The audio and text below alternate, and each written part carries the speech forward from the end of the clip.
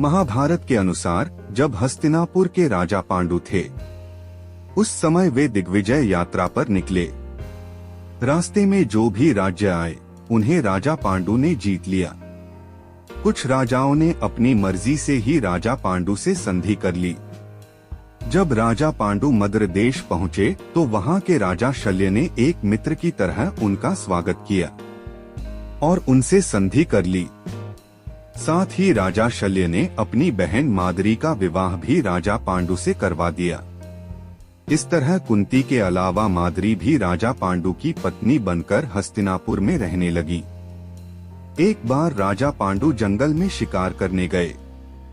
वहां ऋषि किंदम हिरण के रूप में अपनी पत्नी के साथ सहवास कर रहे थे। राजा पांडु ने एक ही तीर में दोनों को मार दिया। मरने से पहले ऋषि किंदम ने राजा पांडु को श्राप दिया कि वे जब भी अपनी पत्नी से सहवास करेंगे उनकी मृत्यु हो जाएगी।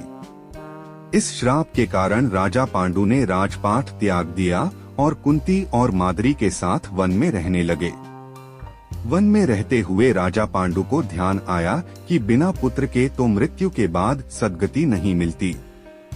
जब ये बात उन्होंने कुंती तो बताई तो कुंती ने राजा पांडु के कहने पर विशेष मंत्रों के बल से देवताओं को आवाहन किया, जिससे युधिष्ठिर, भीम और अर्जुन पैदा हुए।